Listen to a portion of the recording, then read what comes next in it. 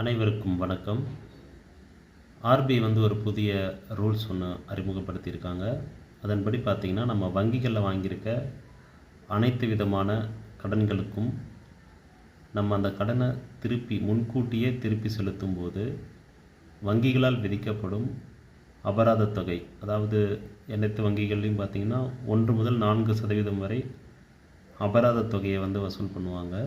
இனிமேல் அந்த அபராத தொகையை செலுத்த வேண்டியது இல்லை அப்படின்னு சொல்லி ஆர்பிஐ ஒரு முக்கியமான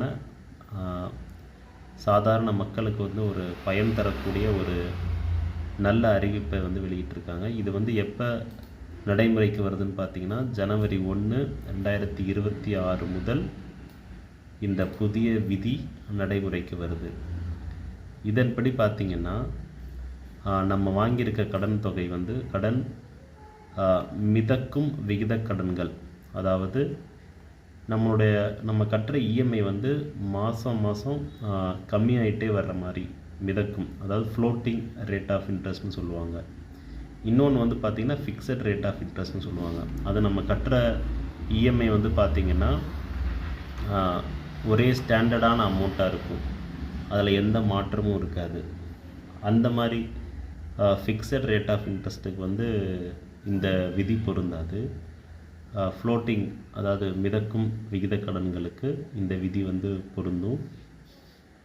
அடுத்ததாக பார்த்திங்கன்னா, வணிக கடன்களுக்கும் இந்த விதி பொருந்தும். அதாவது ரூபாய் 50 லட்சம் வரையிலான சில வணிக கடன்களுக்கும் இந்த விதி பொருந்தும். இது ஒரு நல்ல திட்டம்தான். இது ஜனவரி 1, 2026 அன்று அல்லது அதற்கு அடுத்து மற்றும் அதுக்கப்புறம் புதுப்பிக்கப்பட்ட கடன்களுக்கும் இந்த விதி பொருந்தும். இது அனைத்து வங்கிகளுக்கும், என்பிஎஃப்சிக்கள் மற்றும் நிதி நிறுவனங்கள் அனைத்துக்குமே இந்த விதி பொருந்தும்.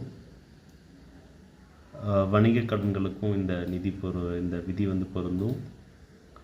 அடுத்ததாக நம்ம இதில் என்ன முக்கியத்துவம்னு பார்த்திங்கன்னா, நம்ம ஒரு அதிக ரேட் ஆஃப் இன்ட்ரெஸ்ட்டில் நம்ம கடன் வாங்கியிருந்தால் அந்த கடனை நம்ம செலுத்திட்டு கம்மியான ரேட் ஆஃப் இன்ட்ரெஸ்ட்டில் வேறு எங்கேயாவது கடன் வாங்கிறதுக்கான இது ஒரு நல்ல திட்டமாக இருக்கும்.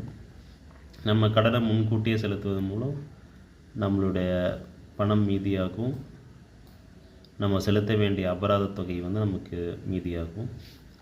இதுக்கு நீங்கள் வாங்கியிருக்க கடன் மிதக்கும் விதமான கடனா, வணிக நோக்கமற்றதா என்பதை நம்ம உறுதி செஞ்சுக்கணும்.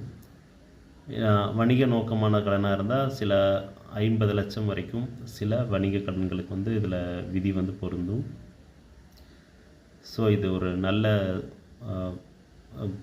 நிதி சார்ந்த ஒரு நல்ல ஒரு அறிவிப்பு. இந்த மாதிரி இதை உங்கள் முடிஞ்ச அளவுக்கு நீங்கள் உங்கள் ஃப்ரெண்ட்ஸ் அண்டு ஃபேமிலிக்கு ஷேர் பண்ணிங்கன்னா அவங்களுக்கும் இது யூஸ்ஃபுல்லாக இருக்கும். அண்டு இந்த மாதிரி ஒரு நல்ல தகவல்களுக்கு நீங்கள் நம்ம சேனலை சப்ஸ்கிரைப் பண்ணிக்கலாம். தேங்க்யூ.